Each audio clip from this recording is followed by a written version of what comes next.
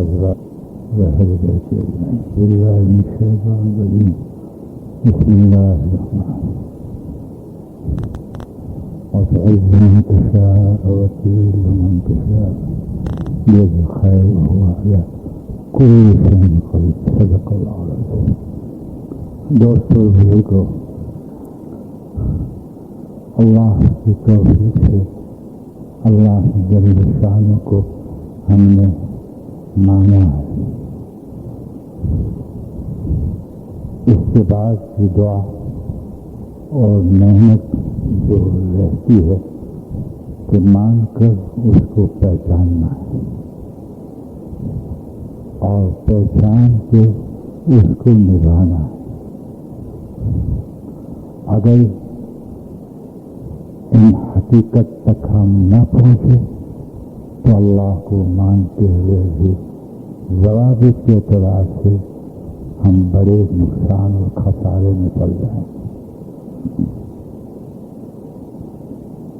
یہ تو ہم نے مان لیا کہ اللہ واحد ایک ہے، لیکن وہ کس اعتبار سے ایک ہے اور اس ایک کو پوری زندگی میں نبھانا ہے، یہ ضابطہ ہے. اگر اس میں کسی کو بھی شامل کر دیا ما سوا اللہ کے، جتنی مخلوق ہیں اس میں انبیاء علیہ السلام اولیاء کرام محدث سے تمام تر ان ساری مخلوق کو اگر اللہ ہمیں نبھایا تو انسان 100% ناکام ہو جائے. اس لیے اللہ رب العزت پروردگار عالم جل شانہ ہمیں ایمان کے ذریعے اپنا فضل سامنے رکھ کر اور کرم فرمائے تو ہمیں پہچان دینا چاہتے ہیں کہ مجھے پہچان جو مجھے پہچان.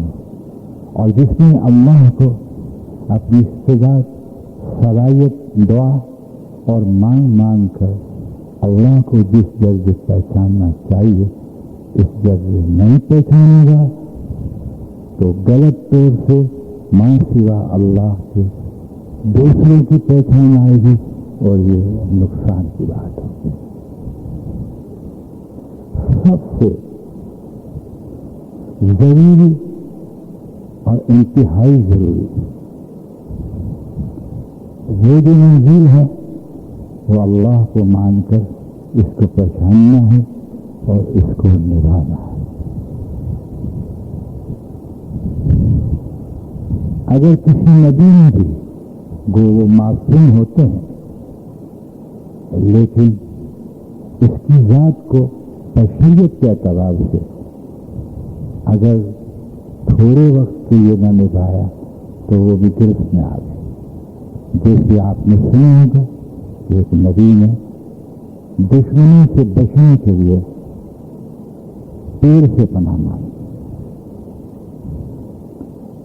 کہ پیڑ مجھے پناہ دے، کیونکہ نبی تھے اور مسخر کائنات ہوتی ہے ان کے لیے. پیڑ پھٹا اور اس میں وہ سما گئے.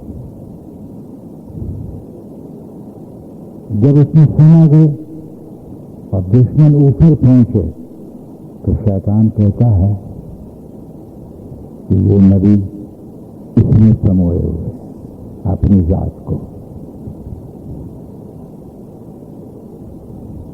کیا علاج ہے کہ اس کو آرے سے پیڑ کو کاٹ دیا جائے تاکہ یہ بھی کٹ جائے. ایسا ہی کیا، جب آرے سے پیڑ کو کٹا تو آپ کے جسم پاک تک یہ آرا پہنچا تو انہوں نے پکارا ہے اللہ تم بچا لے کا خاموش رہو، تمہیں ہماری پناہ نہ مانگی اس لیے کٹ جانا تمہارے لیے جائے گا. میں اس لیے کہہ رہا ہوں کہ جب انبیاء علیہ الصلوۃ والسلام جیسی مقدس ہستی جو گناہ نہیں کرتے توبہ، ان کی زندگی ایک وزن دہ ہوتی ہے اور باضابطہ ہوتی ہے اور وحی سے منظم ہوتی ہے، لیکن بشریت کے اعتبار سے کبھی ایسی بات ہو جاتی ہے تو ہمارے لیے بہت ہی گہری سوچ کی بات بن جاتی ہے کہ اگر ہم نے اللہ کو نہ نبھایا تو ہمارا کیا حال ہوگا۔ یعنی اللہ کو نہ نبھانا مخلوق کی محتاجی ہے، وہ بندہ ہی نہیں، غلام نہیں، وہ مخلوق کا غلام ہے، مخلوق کو نبھائے گا، اس میں خوشامدیں ہوں گی، چاپلوسی ہوں گی، کوئی اخلاق کا معیار نہیں ہوگا۔ اس لیے کہ جو کچھ دیکھنا چاہیے اللہ میں، معرفت اللہ کی ہو، جو کچھ اس میں دیکھنا چاہیے یعنی سمجھنا چاہیے اس نے اللہ میں نہ دیکھا تو یقین مانیے وہ سب مخلوق میں سمجھے گا اور وہ کہیں کا نہیں رہے گا۔ اللہ رب العزت کو شوق نہیں سر کے جھکانے کا، شوق بندہ رکھتا ہے، وہ معبود ہے، وہ معبود ہیں، سر اگر جھکے تو پسند کرتے ہیں لیکن دل یقین کے اعتبار سے مخلوق کے سامنے نہ جھکے تو، ورنہ رات میں 300 رکعت نوافل پڑھنے والے لوگ بھی تواریخ میں بڑے ظالم گزرے، بڑے ظالم، 300 رکعت نوافل۔ خوب یاد رکھیں، اس طرح سے ذکر کثیر کرنے والے بھی جس کو حضور نے فقیہ قرار دیا، ابن ملجم کو بدبخت قرار دیا۔ یہ اس لیے ہوتا ہے دوستو کہ انسان پہلی منزل کو یعنی اللہ رب العزت نے کلمہ طیب کے ساتھ اپنی قدر معرفت عطا فرمائی اور کلیتاً اس نے معرفت کو چھپایا۔ اگر انسان اس کو پہچاننے کی کوشش نہیں کرتا تو آگے کوئی ضابطے کا مسئلہ ہی نہیں رہتا۔ بظاہر یہ ضابطے پہ چلتا ہوا نظر آئے گا لیکن اندر کھوتا ہے۔ جب آدمی اندر کھوتا ہوتا ہے تو باہر کا سارا ضابطہ اس کا ریاکاری کا ہوتا ہے، دکھاوے کا ہوتا ہے، انا کا ہوتا ہے، تکبر کا ہوتا ہے، چالوں کا ہوتا ہے۔ اس لیے کہ اندروں جو اللہ رب العزت نے اسے ایمان عطا فرمایا ہے اور جس پر یہ ایمان لایا اس کی معرفت نہیں رکھتا، اسے معاف کیجیے گا، اندر کھوتا باہر کھوتا ہوتا ہے۔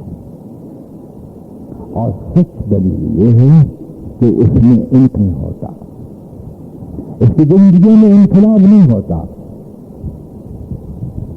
وہ مانا کہ وہ کسی درجے علمی معرفت رکھتا ہے کہ اللہ بہت بڑے ہیں، اللہ بہت بڑے ہیں، لیکن بڑے سے کیا ہوتا ہے، بڑے کی ہی چلتی ہے، اس کی اس کے پاس معرفت نہیں ہوتی۔ چنانچہ گراوٹ کا یہ مقام آتا ہے کہ خود ہمسر بن جاتا ہے کہ میں بھی بڑا ہوں، ہمسری آتی ہے، بندہ پن نہیں آتا، اس میں ہمسری آتی ہے یا اس لیے کہ اس نے بڑائی کو پہچانا نہیں۔ جب اس نے اللہ کی ذات کو نہ پہچانا تو اس کی صفات کو بھی نہ پہچانا، اور صفات کو پہچاننا اس لیے ہوتا ہے کہ ساری کائنات جو نظر آتی ہے ہو اور نہیں آتی ہے وہ سب کے سب اس کے تابع ہے۔ مقصد تو سب اس کتابیں ہے. اس لیے اللہ رب العزت نے ایک ضابطہ بنایا کہ تم مجھے مانتے ہو تو جنت کے لیے نہ مانو، جنت مانگو ضرور لیکن جنت کے لیے نہ مانو. مجھے مانو تو میرے لیے مانو، کسی نبی کے لیے نہ مانو. نبی کی برکت اور اس کی تعلیم کے ذریعے مجھے مانو، لیکن مانو تو صرف میرے لیے مانو. جب انسان اس کی بنیاد علمی اعتبار سے نہیں ڈالتا تو معاف کرنا، یہ حیات جو ضابطے کی تحت ہے اس کو نہیں سمجھ سکتا. اس لیے امت کی اکثریت جس میں میں بھی شامل ہوں، اللہ محرم نہ فرمائے، اللہ رب العزت کو پہچان کر اس کو نبھانے پر نہیں آتی. اس لیے اللہ کے نزدیک اس کا کوئی مقام نہیں رہتا. ورنہ امت کے لیے ذلت مقرر نہیں ہے، امت کے لیے آزمائش سے مقرر ہے، ذلت مقرر نہیں ہے، محتاجی مقرر نہیں ہے، خوشامد مقرر نہیں ہے. جو مکائی کے دائرے میں جو سب کچھ آتی ہے اور تنزل کے خاکے میں جو چیزیں آتی ہے اور کفار کے ان خاکوں میں جو چیز آتی ہے وہ امت کے لیے مقدر نہیں ہے. اور جب امت کے لیے مقدر ہو جائے تو سمجھنا کہ امت نے نہ کوئی اللہ کو پہچانا ہے اور نہ اس کو نبھا رہی ہے. جب اللہ کو نہ پہچانے اور نہ نبھائے تو پھر معاشرے کے اندر اس کا چلنا جو ہوتا ہے وہ غیروں کے طریقے سے اکثر ہو جاتا ہے اور پھر اس کا سارا نظام غیروں پہ آ جاتا ہے. جو اللہ رسول صلی اللہ علیہ وسلم کے دشمن ہیں ان پر اس کا اقتصادی نظام، معاشری نظام، سماجی نظام، شادی کے خاکے سب دشمنوں کے خاکے پہ آ جاتے ہیں. لیکن اللہ نے اس کو قبول نہ کیا اور جس کو اللہ نے نہ قبول کیا اس کو اللہ حضور کے طریقے کے لیے قبول نہیں فرماتے، ناممکن. اس لیے کہ اللہ رب العزت مقصد ہے اور منبع ہے. وہ مقصد ہے، وہ کسی کے محتاج نہیں، سب اس کے محتاج. سارے انبیاء علیہ الصلوۃ والسلام خدا پاک کی قسم ایک ایک لمحہ اللہ کی ذات سے محتاج. جہاں جب تک چاہتے ہیں نبیوں کو زندہ رکھتے ہیں، جب چاہتے ہیں تو اس کو اٹھا دیتے ہیں. اور جو صلی اللہ علیہ وسلم فرماتے ہیں کہ اگر بھلائی میرے ہاتھ میں ہوتی، بھائی بات کرنے کے لیے مسجد میں آئے ہیں تو پھر اندر آ جائے، بات کرنے کے لیے نہیں آئے ہیں اندر آ جائے. آپ مسجد میں رجوع کا حکم توڑتے ہیں. مسجد میں دنیا کی باتیں جیسے سب نیکی جلا کے خاک کر دیتی. اتنا بھی کسی کی عظمت اور ادب نہیں ہے آپ کو. صدر کے بنگلے میں جائیں تو کچھ نہیں کریں گے، ٹوپی بھی ٹھیک پہنیں گے، کپڑے بھی ٹھیک پہنیں گے، خوب ایسے اللہ رسول کی عظمت. اللہ مجھے اور آپ کو ہدایت کی دیتی، ہونے کے لیے نہیں پانے کے لیے آئے. سمجھے؟ نہیں، یہ اللہ کا گھر ہے. مسجد نام ہم نے رکھ دیا، یہ اللہ کا گھر ہے، اس کی بڑی عظمت ہے. کہتے ہیں کہ جو مسجد کے اندر دنیا کی باتیں کرتا ہے اس کے سارے نام اعمال ختم کر دیتے اللہ، ختم ہو. اور جو تھوکتا ہے اور جو شور کرتا ہے، حتیٰ کہ ایک انصاری بھولے سے انصاری مہاجرین کے انصاری بھولے سے مسجد نبوی میں اتنا سے شور کر لیا. حضرت عمر رضی اللہ تعالیٰ فرماتے صحابی فرمایا کہ اگر تو انصاری نہ ہوتا تو اس درے سے تیری کمر کو میں ٹھیک کر دیتا. انہیں اللہ کی مسجد میں شور کیا. لیکن ہم آزاد ہیں نا، ہم آزاد ہیں، ہم کو کون کہنے والا ہے؟ اس لیے ہم نے اپنے آپ کو اللہ کا غلام نہیں بنایا جو جس کو چاہے اس طرح سے مسجد میں برتتا ہے، روڈ پہ برتتا ہے، مرضی میں اس طرح سے ہم کھاتے ہیں، مرضی میں چاہتے ہیں اس طرح بیویوں کو چلاتے ہیں، یہ کہ ہم آزاد ہیں۔ اور یاد رکھیے اس بات کو، نفس جب آزاد ہوتا ہے تو وہ آخرت کا نقصان اٹھانے والا ہوتا ہے، آخرت کا نقصان اٹھانے والا ہوتا ہے۔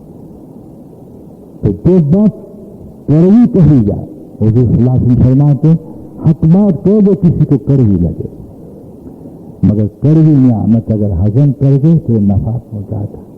خیر خواہ وہی ہے جو حق بات کہہ دے، خیر خواہ وہی ہے جو حق بات کہے۔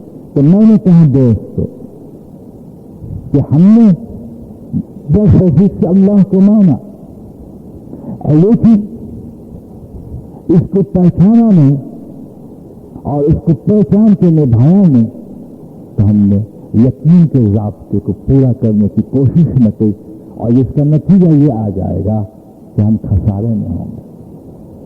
خسارہ کیا، نقصان کیا، کہ بتاؤ نقصان کیا؟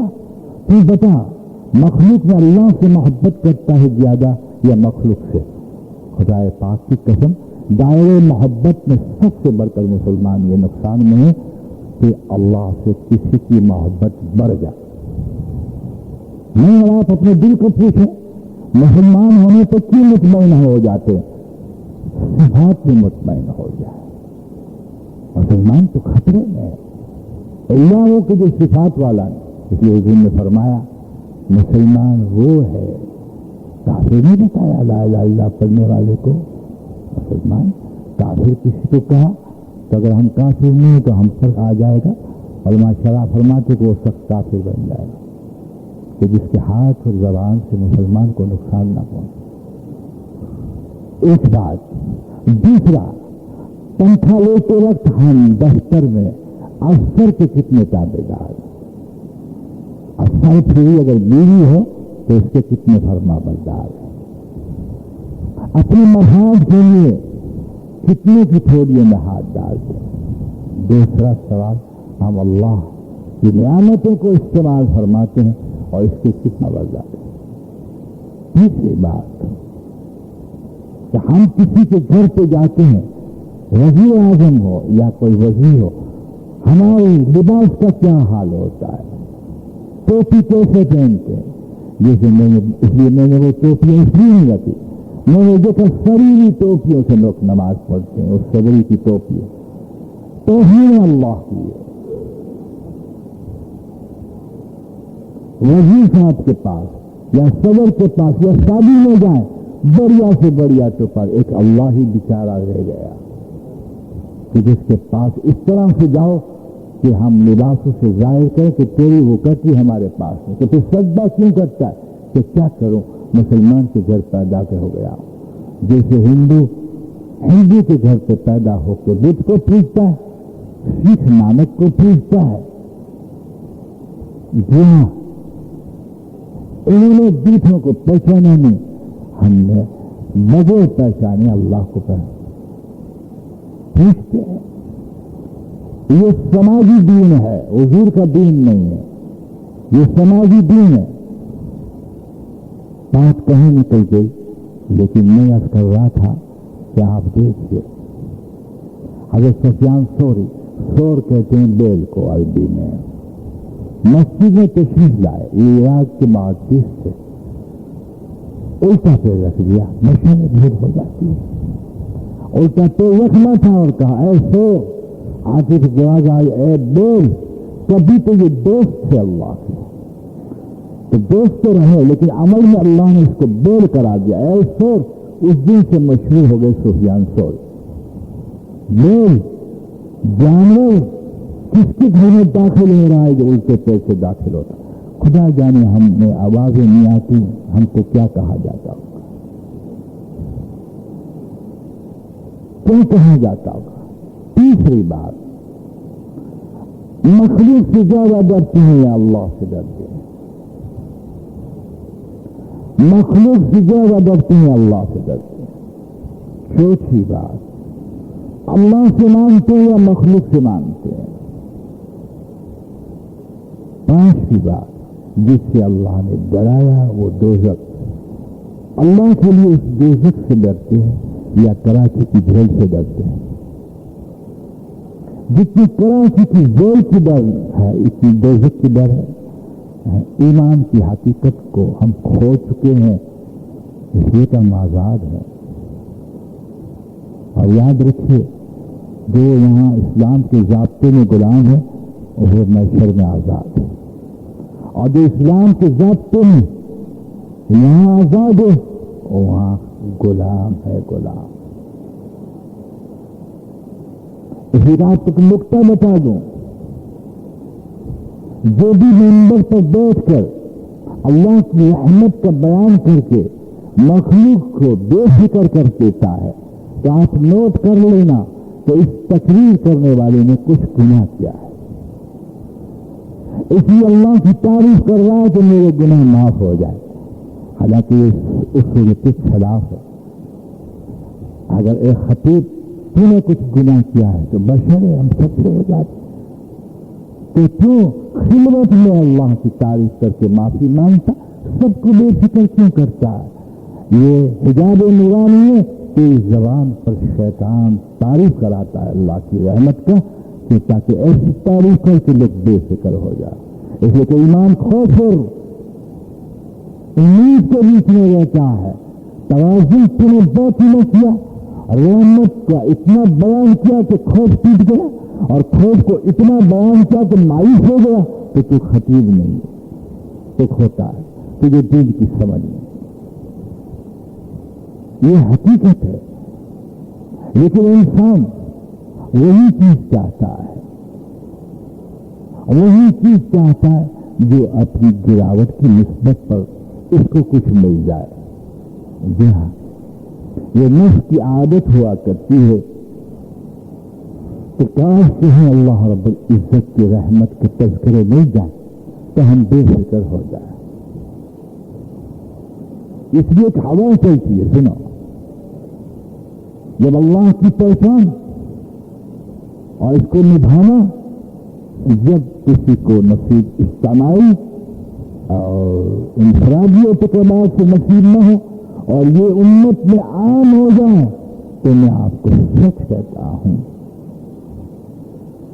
کہ ایسی ہوا چلتی ہے کہ آدمی بے خوف ہو جاتا ہے، نڈر ہو جاتا ہے، کیا کہا؟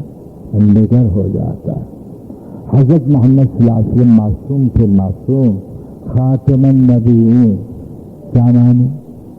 تمام انبیاء علیہ السلام کے کمال کے منبع تھے، جو جوہر، جو انوارات، جو علوم، جو برکتیں، جو فیوز، جو کچھ آپ اچھی چیزیں بن رہا ہے وہ انبیاء میں ہوتی ہے، ان سب کا جامع، سب کا مل کر ایک ہمارے آقا میں تھا۔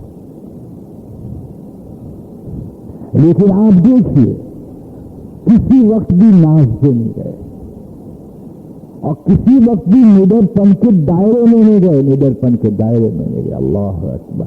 اور کہیں بھی اللہ رب العزت نے حضرت محمد صلی اللہ علیہ وسلم کی تعریف فرما کر حضور کو نڈر نہیں بنایا کہ تم ڈرو نہیں۔ دو رخ ہے، ایک تو اللہ رب العزت نے جب آپ پہ وہی نازل فرمائی، سنو تو کیا کہا؟ اے محمد صلی اللہ علیہ وسلم، یہ نصارے وحید تمہارے ہونے والے نہیں، اگر تم نے اس کے دین کو اپنا لیا، قرآن کھا کے دیکھیے میں غلط کہتا ہوں تو کیا کہا؟ ولا ولی ولا نصیر، تمہارا مددگار اور دوست کوئی نہیں ہوگا، ایسی سزا کروں گا تم کو، صاف لکھا ہے قرآن۔ کیا مطلب تھا؟ یہ امت کو سمجھانا تھا، یعنی میرے آقا تو ہدایت کے لیے آئے تھے، نصاروں کو بھی مسلمان تاکہ امت ایک وزن سمجھ لے۔ تو اس کی ذاتی کا اتنا وزن ہے کہ اللہ کے حبیب کو ڈرایا جاتا ہے۔ اس کا مطلب نہیں کہ آپ اس طرف جائیں گے، آپ تو پوری امت کے لیے ہدایت کی محنت کے لیے تشریف لائے تاکہ امت وزن سمجھ لے۔ لیکن آج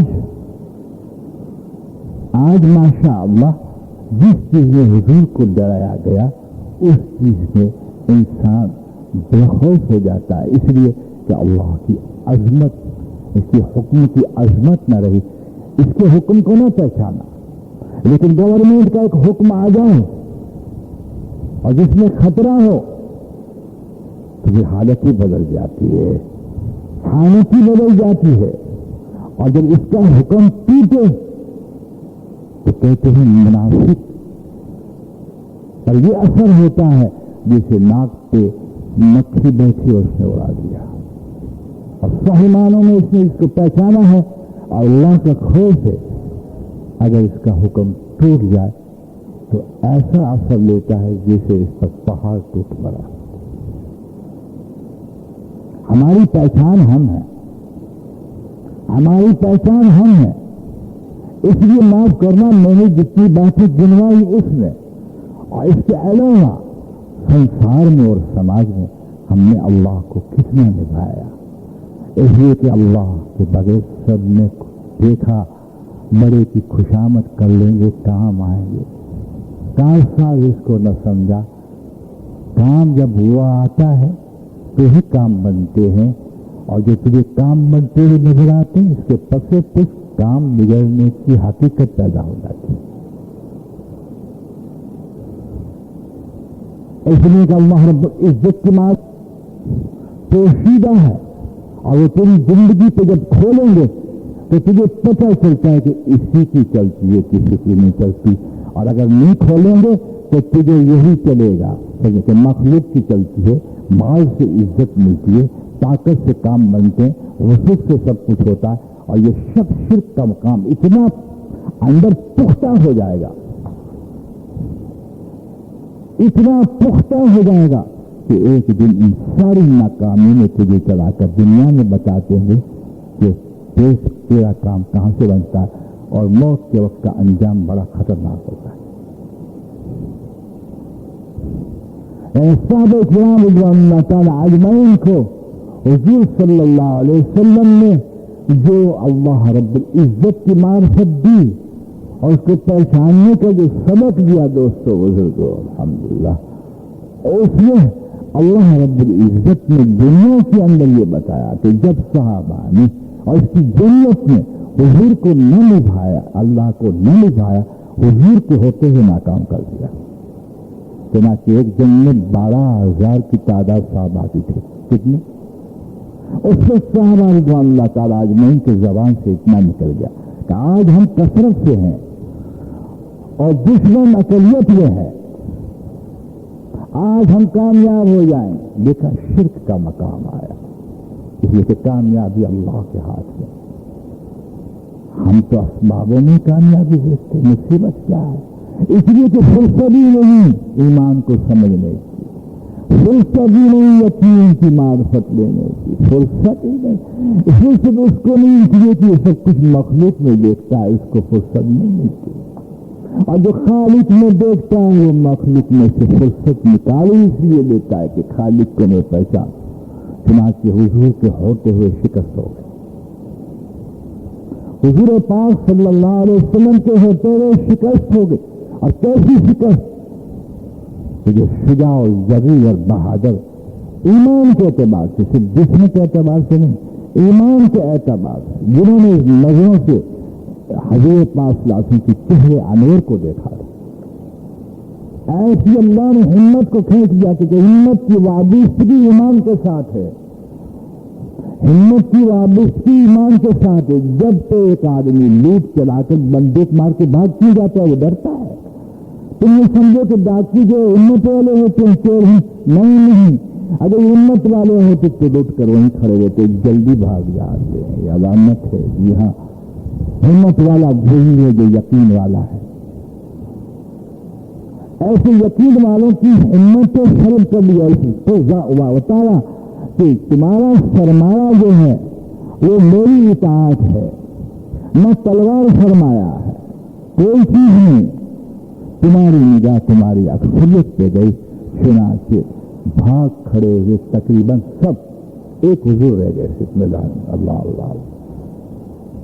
جب سرکار جو عالف نے دیکھا سواری پہ تھے، آپ ایک ہی لے بڑے یقین کا مظاہرہ کرتے ہوئے دیکھیے، انا محمد انا صادق انا آخر الزمان نبی، کیا کہتے خاتم النبی انا، اور ایک ہی لوگ دشمن کے ساتھ بڑھتے جا رہے۔ صحابہ کو بتایا کہ میں بھی تمہارے ساتھ ہوں، لیکن خدا کا یقین ہٹ جائے تو نہ میری دعائیں تمہارے ساتھ ہے، اس لیے کہ ہم اللہ کے ہیں، اللہ ہمارے ہیں، یہاں اللہ وہاں ہم۔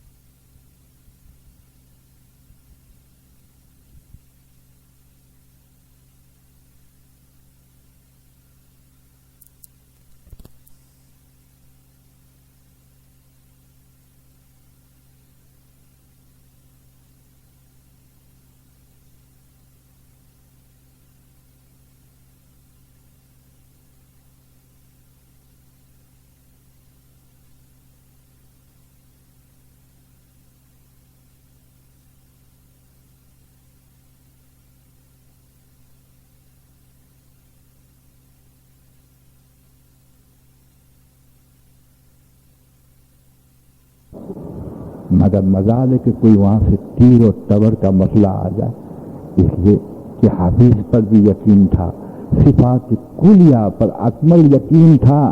یہاں چنانچہ ایک شخص نے آواز دی تو 100 صحابی صرف 12,000 میں سے 100 لوٹے اور اپنی ذات کو توبہ کر کے اسی یقین کے معیار پر کہ چلو ہم 100 ہیں، وہ تو بہت ہے، اب اللہ ہم کو فتح دیں گے۔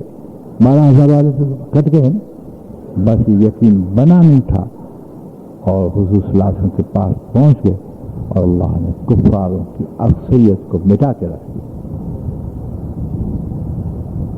کس چیز کی امید امت رکھتی ہے مجھے آپ بتائیے؟ جب اللہ ہی ساتھ نہیں اور حضور صلی اللہ علیہ وسلم بھی طریقوں کے اعتبار سے ساتھ نہیں، تو کہاں امت کو عزت اور کہاں سرخروئی؟ جب اللہ رسول سے جوڑ نہیں تو آپس میں کیسا جوڑ؟ ناممکن ہے۔ مسلمان کا بھائی ہے یہ کہنے کو ہے، لیکن جو مسلمان اللہ رسول سے تعلق رکھتا ہے وہ بھائی ہے، ورنہ بھائی کا گلا کاٹنا تو ایک فخر کی بات ہوگی، خوشی کی بات ہوگی، تعصب کے نعرے ہوں گے۔ حضرت دیکھ لیا ہے تم نے؟ یہاں ساری دنیا میں دیکھ لیجیے، ساری دنیا میں دیکھ لیجیے، انڈونیشیا میں دیکھ لیجیے، کلمہ گوش کے ساتھ کلموں لاکھوں کٹ گئے، بنگال کو دیکھ لیجیے، سوڈان کو دیکھ لیجیے، یوگانڈا کو دیکھ لیجیے، جی ہاں، بلکہ اس وقت ہندوستان میں بھی دیکھ لیجیے مسلمان کا گلا کاٹتا ہے۔ منگرول میں کئی لاکھ پردیسی لا الہ الا اللہ پڑھنے والے تھے، اس لیے کہ جب اللہ رسول صلی اللہ علیہ وسلم سے ایمان و اتباع کے اعتبار سے جوڑنا ہے تو ہمارا آپ کا کیا جوڑ؟ آپ کو خود کا تجربہ ہوگا، کل کا آپ کا دوست دشمن نہ ہو تو آپ کا جیتا اور میرا سب۔ اس لیے پورا کا پورا نظام اللہ تبارک و تعالیٰ نے اپنے تعلق کے ساتھ جوڑا ہے۔ اگر میرا تعلق یعنی صفات اور ذات کے تاثر کے ساتھ نہیں، مجھے پہچانو، میرے سوا کسی کو نہ پہچانو۔ اگر مخلوق کو دیکھتے ہو تو مجھے پہچاننے کے لیے دیکھو کہ میں کیسا خالق ہوں۔ جس مخلوق کو چاہے پھل کی شکل میں ہو، چاہے اس میں نساء کی شکل میں ہو، چاہے بلڈنگوں کی شکل میں ہو، تو مجھے پہچانے کہ میں کیسا خالق ہوں۔ تو کہوں بلڈنگ کے بشر نے بنائی، بشر کہاں کا آیا؟ عقل کس کی؟ ہاتھ کس کے؟ صلاحیتیں کس کی؟ تو فنا ہے، تو زندہ ہوتے ہوئے فنا ہے، تیرے وجود میں تیرا کوئی دخل ہی نہیں۔ نہ ناک بنانے میں دخل کی تکبر کرتا ہے، میرا ناک اچھا ہے، آئینے میں دیکھ کے کہتا ہے وہ کالا میں گورا ہوں، ظالم۔ تو تم مقابلے سے وہ اللہ رب العزت کے اتر کے آیا ہے۔ اس لیے حضرت محمد صلی اللہ علیہ وسلم نے سب سے زیادہ جان کھپائی ہے وہ اللہ کی پہچان میں کھپائی ہے۔ حج کے ایام میں حج تو آپ مستند احمد اٹھا کے دیکھیے، چلتے چلتے سکھایا ہے حج چل، لیکن جس گھر پہ پہنچنا تھا اس گھر والوں کو 18 سال تک محنت کر کے اس کی عظمت، اس کا تقوی، اس کی معرفت کو دل میں بٹھایا، جب گھر پہ لے گئے۔ حج 18 سال کے بعد رکھا کیوں؟ اس لیے رکھا کہ جو اللہ کی معرفت نہیں رکھتے، اللہ کی عظمت نہیں رکھتے، وہ بیت اللہ کی کیا ادب کریں گے، وہ بیت اللہ سے کیا محبت، وہ تو بازاروں میں چکریں کاٹتے ہوں گے شاپنگ کے لیے، جی ہاں، ان کا کوئی مقصد ہی نہیں ہوگا۔ جب اپنا گھر یاد آئے گا تو آنکھ بھریں گے، بیت اللہ کے گھر ہوتے ہوئے۔ بتقرید اللہ رب العزت نے جو ضابطہ دیا ہے وہ حقیقت خیز ہوا کرتا ہے، حقیقت خیز ہوا کرتا ہے۔ اس لیے اللہ رب العزت کی معرفت دی کہ دیکھو، جس کی تعلیم کا مفہوم تشریحاً کیا جاتا ہے کہ سب کچھ اللہ میں دیکھو، مخلوق میں کچھ نہ دیکھو، حرام کر دو۔ جو بننے میں محتاج، جو پلنے میں محتاج، جو مرنے میں محتاج، جو جینے میں محتاج، جو تندرستی میں محتاج، جو پیٹ بھرنے میں محتاج، جو سانس لینے میں محتاج، وَتُعِزُّ مَن تَشَاءُ، جس کو میں چاہوں اس کو عزت دوں، جس کو چاہوں اس کو ذلیل کر دوں، جس کو چاہوں اس کو بھوکھا رکھوں اور جس کو چاہوں اس کو سیراب کر دوں، جس کو چاہوں اس کو بیمار کر دوں، جس کو چاہوں اس کو تندرست کر دوں، جس کو چاہوں اس کو نبوت دے دوں، جس کو چاہوں اس کو کافر بنا دوں، یغفر لمن یشاء ویعذب من یشاء، جس کو چاہوں اس کی مغفرت کر دوں، جس کو چاہوں اس سے عذاب ڈال دوں، جس کو چاہا گورا بنا دیا، وہ تیرا مطالبہ کرتا ہے کہ تو مجھے حسین بناتا، تیری چاہت کہاں سے پوری ہو؟ جب یہاں میری چاہت پوری کر تو تیری چاہت موت کے بعد پوری کر لوں گا۔ تو مجھے پہچان کر، میرے محبوب علیہ السلام نے بتایا ہے ایسا چل، تو پھر تو جنت سے جیسے تو کہے گا میں ایسے چلوں گا، کہ ہر حال میں کہ جو شکل تجھے جنت میں دوں گا تصویریں ہوں گی، تو کہے گا اللہ ایسا بن جا، اسی وقت ایسا بن جائے گا۔ جو میری چاہتیں ہوتی ہے کہ یوں ہو جائے، اور تو جنت میں کہے گا یوں ہو جائے، میں ایسے ہی کر دوں گا۔ اس لیے ایک سرسری انداز سے کلمہ آ گیا جس کا وزن نہ سمجھا ہم نے، اگر وزن سمجھا تو ہیرے کا سمجھا، اس کے تذکرے ہوتے ہیں کہ کروڑ روپے کا ہیرا، لا حول ولا، تو نے اس کی کروڑ روپے قیمت رکھی ہے، اللہ کے نزدیک یہ پتھر ہے۔ اللہ نے اس ہیرے کے اندر کوئی عزت بھی رکھی اور نہ رونق رکھی ہے، نہ آسودگی رکھی ہے، نہ صحت رکھی ہے۔ تو کہتا ہے کوہ نور ہیرا مل جائے تو عزت ہوگی۔ نصاروں یہودوں کے اور سائنسدان کی تقریر جب سنتا ہے کوہ نور ہیرا جو فلاں بازار میں اتنے لاکھ کا بکا، تو بڑا خوش قسمت ہے کہ کیا قسمت ہے، عزت بھی دلائے گا، خوشامد دلائے گا۔ یاد رکھنا جس کے پاس مال ہے، مخلوق اس کے پاس جھکتی ہے، وہ بھی ذلیل ہے، اور وہ بھی سمجھ لے کہ میں بھی ذلیل ہوں کہ مال کے وجہ سے مجھے جو ملتی ہے وہ عزت نہیں، یہ خوشامد ہے۔ اعمال اور یقین کے ذریعے سے جو عزت ملتی ہے یہ ان کی عزت ہے۔ سارا نظام ہی بدل گیا۔ جب اندرون بدلتا ہے دوست تو باہر دکھاوا رہ جاتا ہے، یاد رکھیے۔ اس لیے اللہ رب العزت کا فرضی مطالبہ ہے کہ میرے پر ایمان میری توفیق سے لایا، یہ بھی تیرا کمال نہیں، مجھے پہچان اور مجھے نبھا، مجھے پہچان۔ جب تو مجھے پہچان لے گا تو عزت اور ذلت میرے حکم میں دیکھے گا، جس کو چاہوں ذلت، رزق، پنپنا، صحت، سب کچھ میرے میں دیکھے گا۔ جب میرے میں دیکھے گا تو محمد الرسول اللہ تیرے اندر آئیں گے، پھر وہ اعمال میں نہ ریاکاری ہوگی اور وہ مقصد کے درجے پر ہوں گے، مقصد کے درجے پر ہوں گے۔ یہ مٹ رہا ہے اسلام، یہاں تک آتا ہے کتابوں میں کہ لوگ پہچانے بھی نہیں کہ اسلام کیا ہے۔ ایک عارف فرمانے لگے کہ جب حضرت سیدنا مہدی تشریف لائیں گے تو اس وقت جب اسلام پہ چلیں گے غالب نے کہا تو کہا کہ اس وقت کے علماء کہیں گے کہ یہ کیسا مذہب ہے جس سے آپ چل رہے ہیں. ایک عالم نے، یعنی میں خود بیٹھا ہوا تھا. اتنا انسان بے خبر ہوگا. اس کے بعد اگر مہدی کے بعد تو الحمدللہ فروغ پائے گا بھی، لیکن اس کے بعد اسلام ایسا مٹے گا کہ نماز کیا ہے کوئی نہیں سمجھے گا، روزہ کیا ہے کوئی نہیں سمجھے گا. اور پرانے ہمارے بزرگ ہوں گے بڑی عمر کے، وہ کہہ رہے تھے ہم نے اپنے بڑوں سے سنا کہ کوئی لا الہ الا اللہ پڑھتا تھا، بس خلا اتنا رہ جائے. اور معاشرے میں سونی عادت حلال کا شوق نہیں تو حرام کا آنا ضروری ہے. حضور فرماتے ہیں ایسا دور آئے گا کہ سود کے بغیر تو معاشرے میں کچھ دیکھے گا نہیں، اور متقیوں کی پر اس کی اثر پڑے گی. سود ہی سود ہوگا، سب چیزوں میں سود. اور شروع ہو گیا یہ کیوں چھین رہے ہیں؟ مگر دینے کے کیوں چھین رہے ہیں؟ حلال کا نور کا رزق کیوں چھین کے حرام کا دے رہے ہیں کہ تو طالب ہی نہیں ہے؟ ایسے لیے کہ جو کچھ مجھ میں دیکھنا چاہیے تو نہیں دیکھتا، سب کچھ مخلوق میں ہی دیکھتا ہے.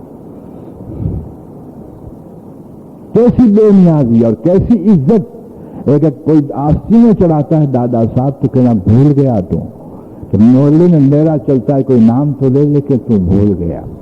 تو بھول گیا، خدا نے تجھے اسی کے اندر ہلاک کر رکھا ہے. اللہ تجھے بتائیں گے کہ میرا ہی چلتا ہے. اس لیے محشر میں اللہ کا لے مالک اس ملک اس دین کا کون مالک ہے؟ محشر میں کیا ایک ہی لے کہیں گے، کوئی نہیں ہوگا، کوئی فرشتہ بھی نہیں ہوگا. ملک الموت کو پوچھیں گے کوئی رہا؟ حالانکہ آپ کو جانتے ہیں خبیر ہے کہ میری ذات اور آپ کی ذات رہی کہ تم بھی مر جا. قلدو علیہ فان، زمین کو توڑ دیں گے، آسمان کو پھوڑ دیں گے، ورقے کی طرح لپیٹ دیں گے، اور پہاڑوں کو روح کے گالے کی طرح اڑا دیں گے. اللہ اللہ اللہ. روح کا گالا پھوک سے اڑ جاتا ہے. اور پہاڑی کو بتائیں گے کہ تم نے پہاڑوں پہ نگاہیں رکھی تھی، آسمان کی طرف تمہاری نگاہیں تھیں کہ بارش یہ برسے، اللہ کرے یہ بدلی برسے. تم نے یہ نہ کہا کہ اللہ برسائے، زبان سے تو کہہ دیا. یہاں کھیتوں سے نگاہیں تھیں کہ گندم میں ہم کفیل ہو جائیں. سارے نظام میں امت محمدیت تیرا اس پہ نظام تھا، انفرادی اعتبار سے تھی. ہم سب کو توڑ کر آج رکھتے تھے اور کہا واحد القہار. ان کا آج کا دن کا مالک رحیم ہے یا کریم ہے. انہوں نے کہا اللہ اکبر. یہ اتفاق کی بات نہیں کہ قہار ہے تاکہ تمہارے شرک کو میں آج فنا کر دوں، جس پہ نگاہ رکھی اس کو بھی جلا دوں. اور کہا ہر ایک شخص بھاگ جائے گا.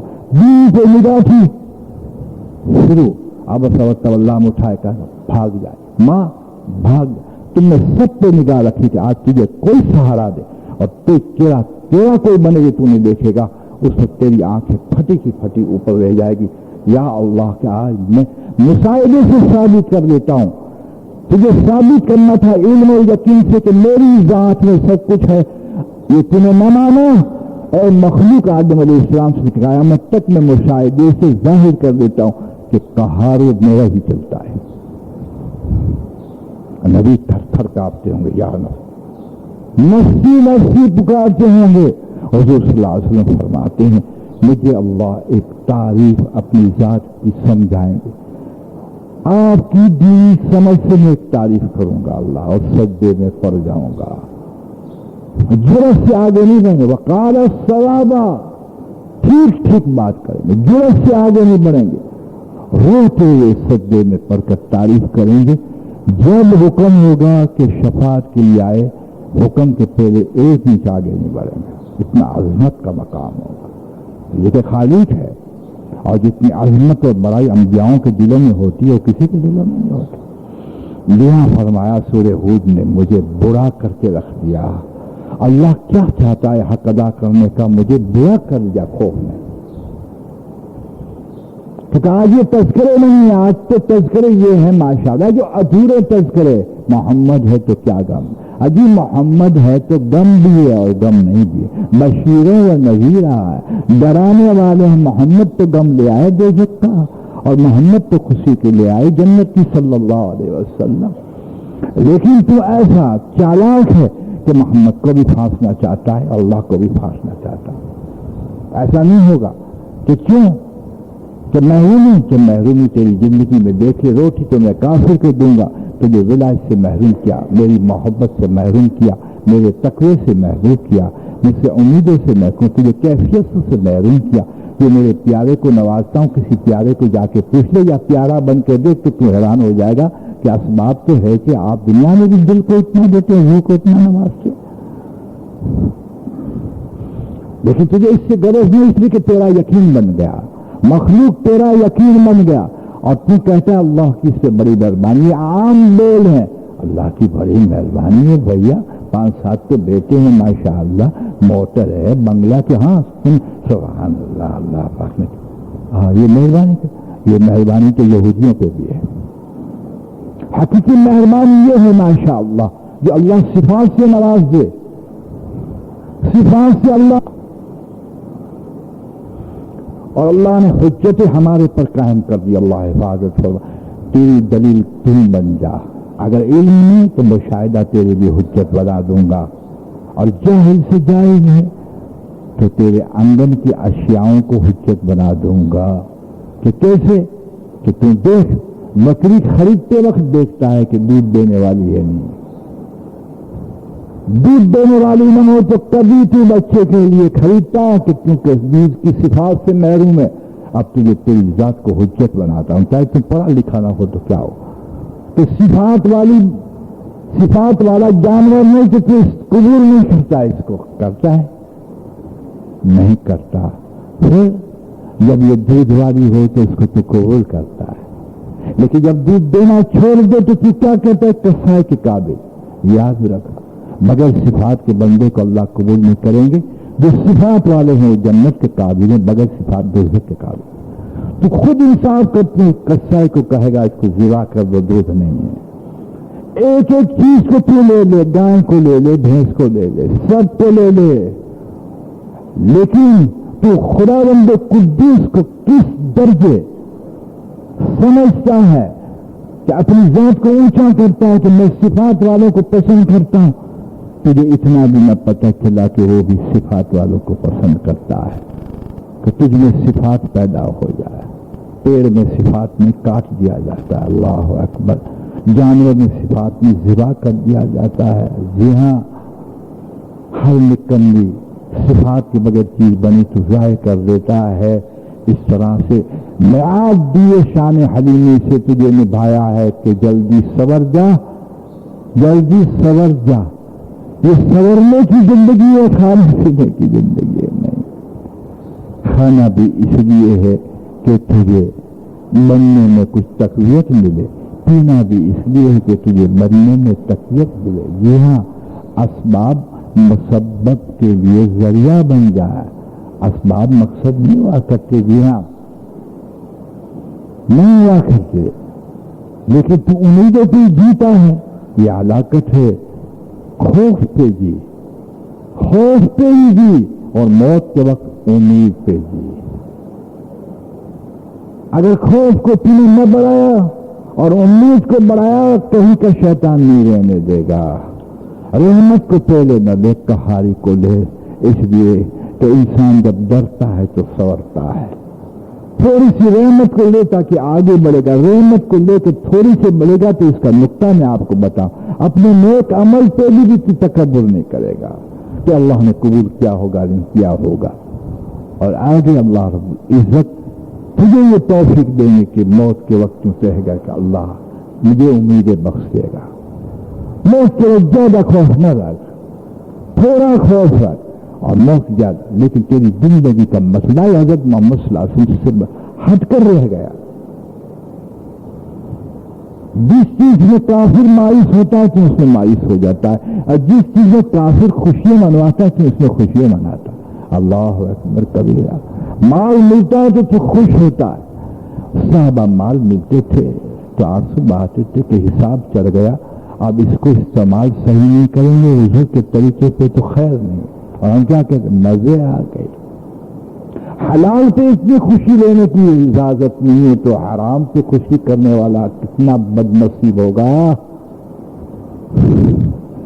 شکایت مخلوق سے تو کرتا ہے یہ سارا عالم بگڑ گیا، نہیں کوئی نہیں بگڑا، یقین بگڑ گئے.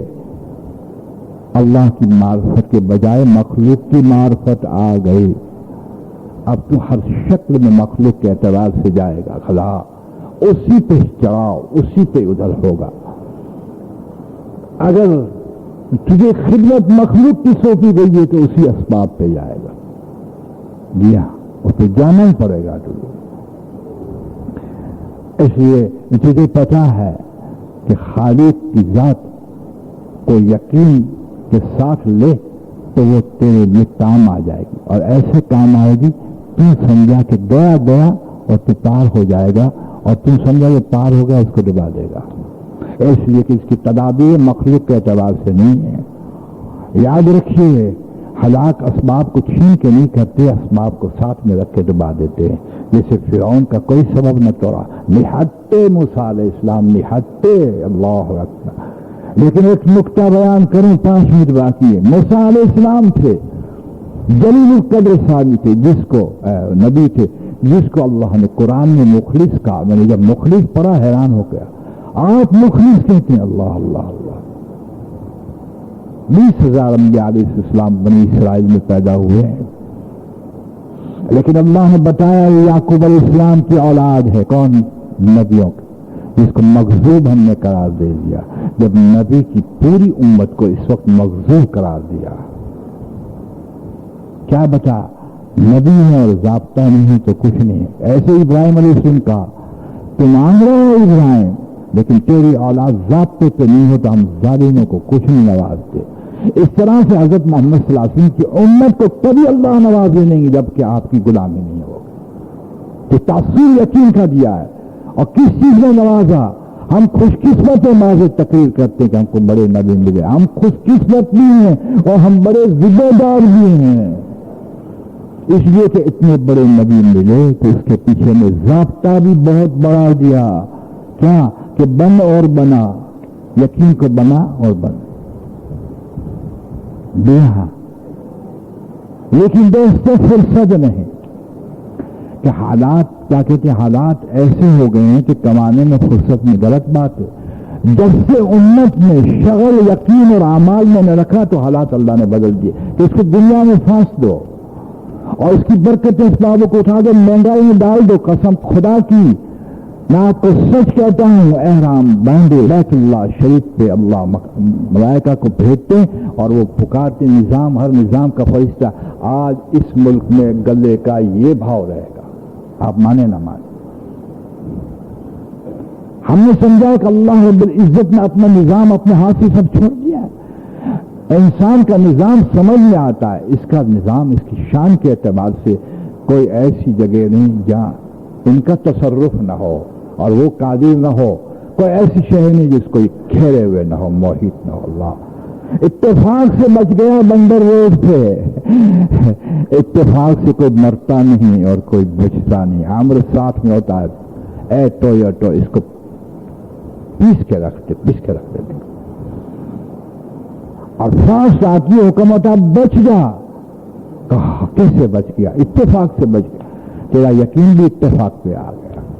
حالات کا ہر نقشہ جو آیا تیری ذات اور اسباب پہ آیا. اور حضرت محمد صلی اللہ علیہ وسلم کا کل شیء قدیر، وہ ہر چیز پہ قادر ہے، ہر چیز کے مالک ہیں. تصرف اسی کا ہی چلتا ہے. جی ہاں، تصرف اسی کا ہی چلتا ہے. اسی لیے حالات کے نسبت پر صحابہ بے نڈر تھے. جی ہاں، اور میں خصوصاً کہوں نکل جائیے اطمینان سے کہ ہم مومن ہیں. اطمینان سے، اس لیے کہ ایمان کا اطمینان تنزل ہے. عبادت میں فرما برداری کا تاثر غلط نافرمانی ہے. اس لیے ایمان میں اپنے آپ کو نفاق میں رکھتا ہوا سمجھے گا تو محنت کرے گا، لیکن ایمان میں مطمئن ہو جائے گا تو محنت نہیں کرے گا. عبادت میں نافرمان اپنے آپ کو سمجھ تو محنت کرے گا، اور علم میں اپنے آپ کو جاہل سمجھ تو کتنا بھی علم رکھتا ہے عالم کے سامنے جاہل ہے. سمجھ تیرے پاس نہیں ہے، سمجھ اوپر سے نازل ہوتی ہے. علم نیچے سے سکھایا جاتا ہے. کہ یاد رکھ جس نے علم میں تکبر کیا وہ عقائد اور اعمال میں فاسد اور فاسق ہو گیا. اس لیے کہ یقین سکھایا اس بات کا کہ علم والے تو علیم کے پاس جاہل بن کر رہے تو استفادہ نصیب ہوگا. اس طرح ذکر میں اپنے آپ کو غافل سمجھ, ذکر کرتے رہی نہ کہہ کہ میں زندہ ہوں, میں غافل ہوں. اللہ تجھے ترقی دے گے.